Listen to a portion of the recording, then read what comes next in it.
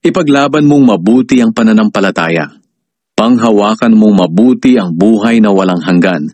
Dahil tinawag ka ng Diyos para sa buhay na ito, nang ipahayag mo ang pananampalataya mo sa harap ng maraming saksi. Sa presensya ng Diyos na nagbibigay buhay sa lahat, at sa presensya ni Kristo Jesus na nagpatotoo sa harap ni Poncio Pilato, inuutusan kitang sundin mong mabuti ang mga iniutos sa iyo, para walang masabi laban sa iyo. Gawin mo ito hanggang sa pagdating ng ating Panginoong Hesukristo. Sa takdang panahon, ihahayag siya ng dakila at makapangyarihang Diyos, ang Hari ng mga hari at Panginoon ng mga Panginoon. Siya lang ang walang kamatayan at nananahan sa di malapit-lapitang liwanag. Hindi siya nakita o maaaring makita ni numan.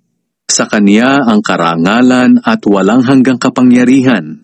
Amen.